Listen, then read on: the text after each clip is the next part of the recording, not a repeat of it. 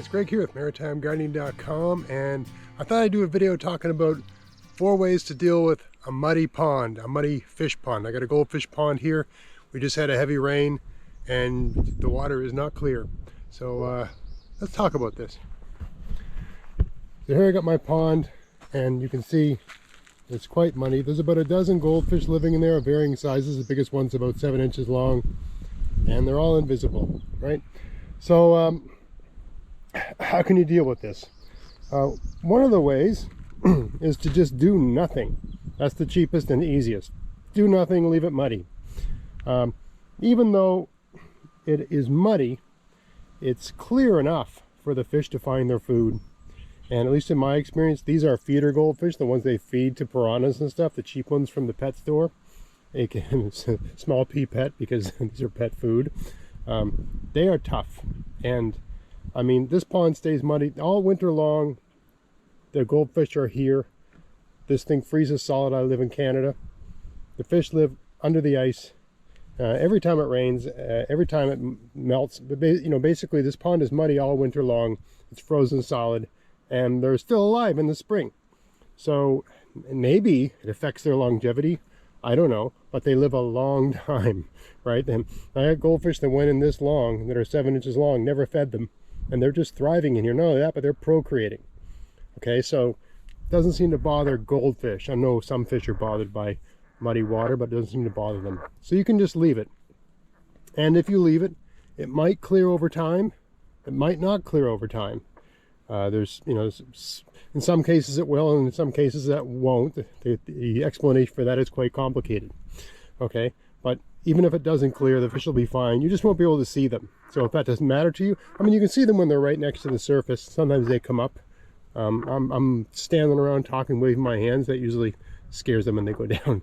They're very skittish fish, probably because there's things that come in the pond from time to time and try to kill them. So anyway, that's one approach, and that's the cheapest and easiest. The arguably the most expensive way is to buy a very good filtration system, which you either power with a solar thing or power with electricity from the house or what have you.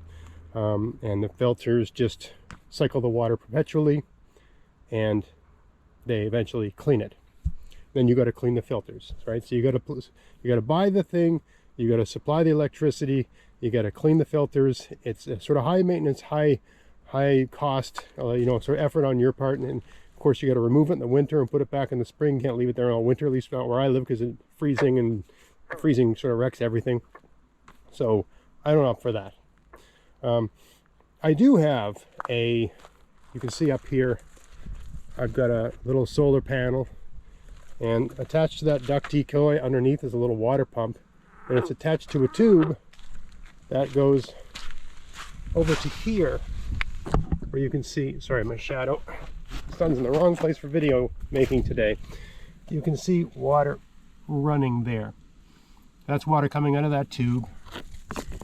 As you can see, there's just a little tube, right? So there's water coming out of there, and you can see it's, looking at it here, it looks clear and beautiful, right? But it's the same, basically, that's the same water. It hasn't been cleared, it hasn't been purified, it hasn't been filtered or anything. It trickles down through here and goes back in. Okay, so even though the water looks cloudy, it's not as cloudy as it looks. You can see, I don't know, I can see bottom down to about 4-5 inches. So it's opaque. Okay.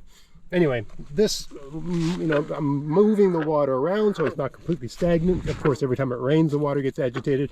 But this is not going to deal with, it's June. This has been running for over a month. It ain't doing nothing in terms of clearing the water. Okay, so you can get a filtration system and deal with it that way if you want. Another approach is to use pelletized gypsum. Okay, this is well known. The fish can handle it, the plants can handle it.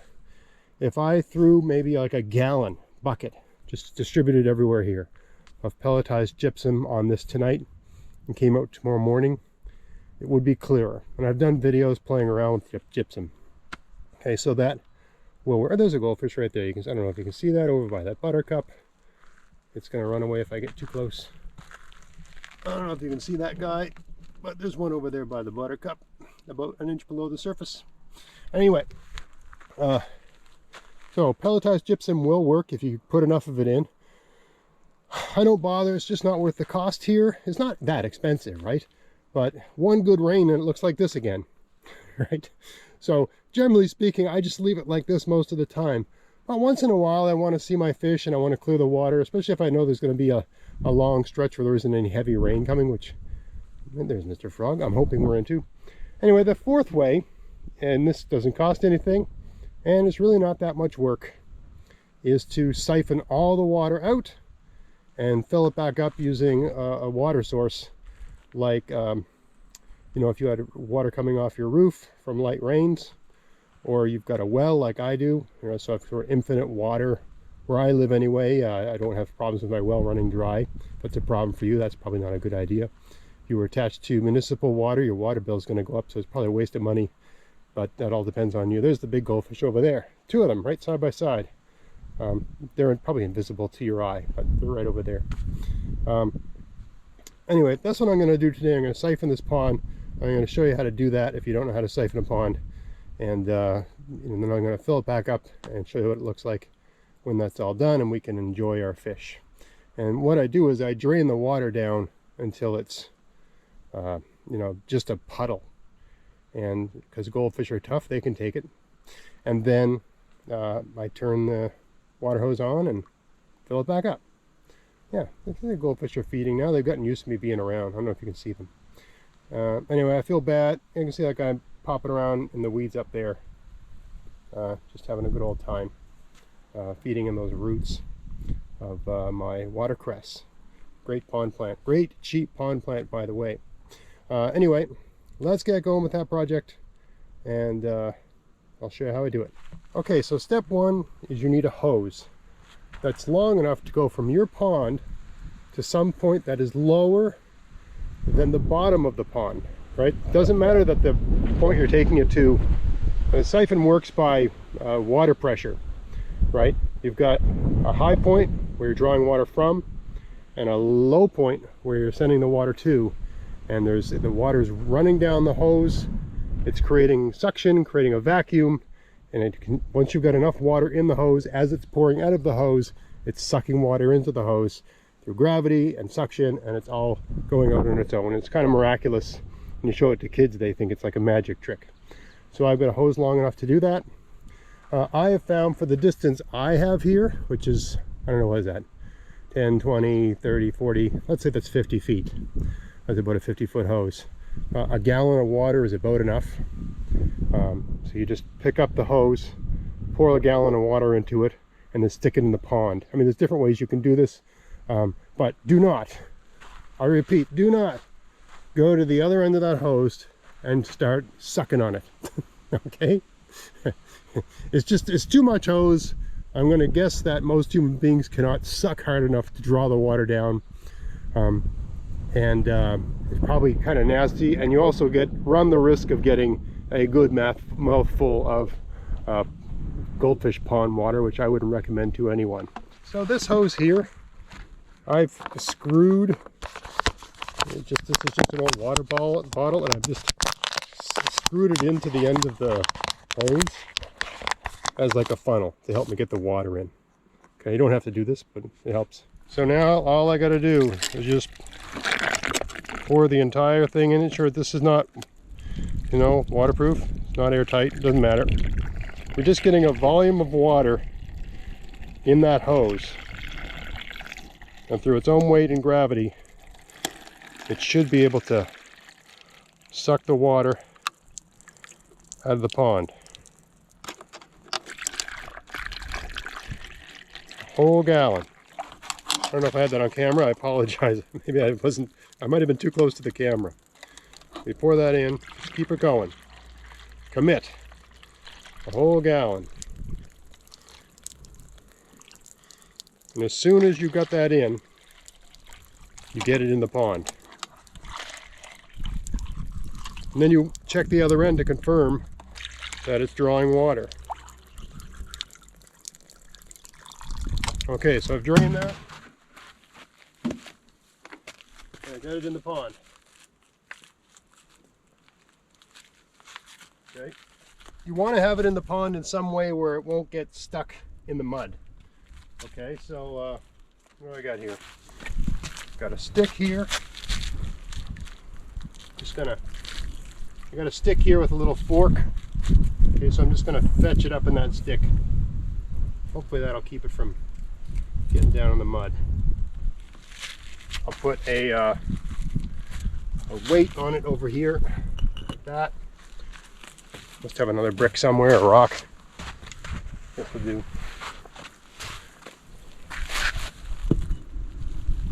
All right, so now the end of the hose is in the pond about a foot deep.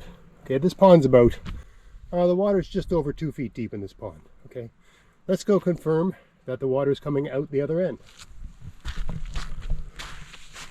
We go all the way down here. And look, there's the water coming out the other end. Okay, now I want to get this even lower. So I got a little hole, stick this out. Right, because this area here is not as low as I need things to be. But I need this to be as low as I can get it. So now it's down the hill a little bit. Assuming this is down low. Okay. That should be good. Okay, so the water's running. If I had another hose, I could hook that up too to make things happen faster. Not a bad idea if you've got it. Okay, I mean, you can use pumps, you can use all kinds of things, but this will work. It just takes a bit of time. So you hook this up before lunch, you go have a nice relaxing lunch, and you come out and it should be kind of empty, right? So let's, we'll see you in about an hour. This usually takes, I'll check it in half an hour, then I'll check it in an hour just to show you the difference, okay? Okay, so it's been about half an hour. You can see by where the dark water is on the rocks that the water levels dropped, oh, I'd say 3-4 inches. Looks like, to use a maritime reference, looks like the tide's going out. Let's check it to see if the water is still flowing at the other end of the hose. It's a good thing to check every half an hour. You know, the hose could suck something up that plugs it and just stops the whole thing from happening. And there's clever ways to prevent that, but I just roll the dice, just stick it in. Anyway, let's see if it's flowing at the other end.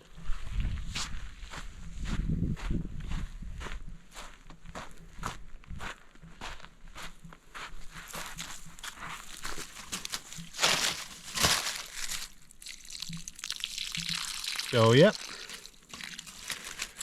I'm still hopping over here. That's all good.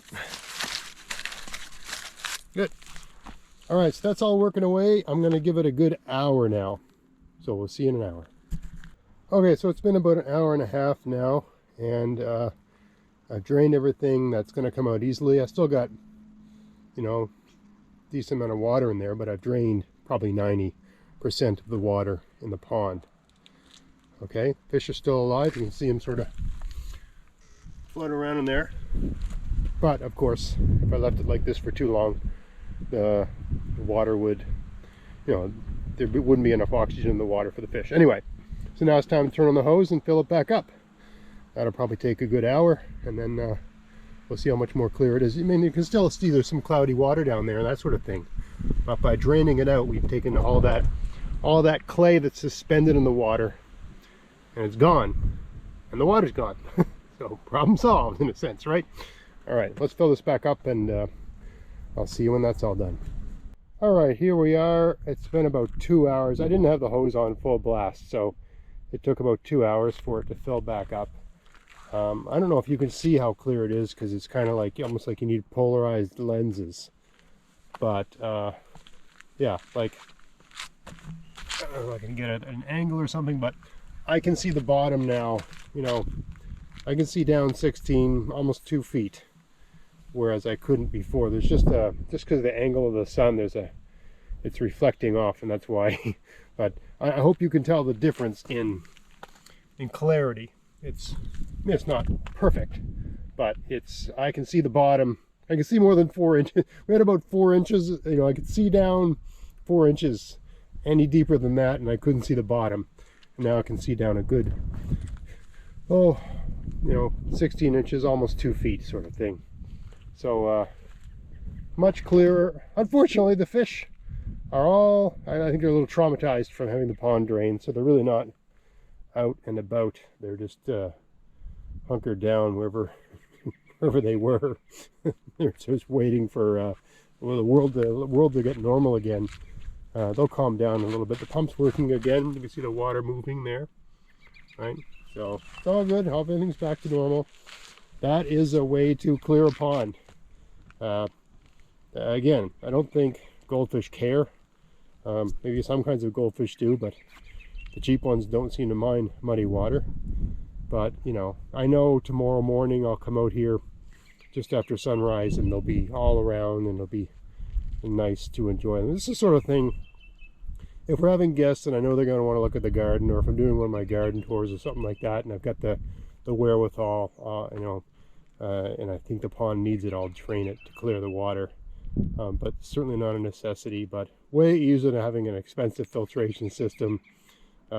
Way less of a pain than dumping all kinds of gypsum into the water, and just looks nicer than doing nothing at all. So hope you found that interesting. If you did, please like, share, subscribe. Check out my podcast at maritimegardening.com. Check out my articles at actually, I've got a set of articles on this pond, on making ponds. Maybe I'll put a link to that at the end in the subscription box of this video. But otherwise, until next time, get out there, get at it, and have fun in your garden. Thanks for watching.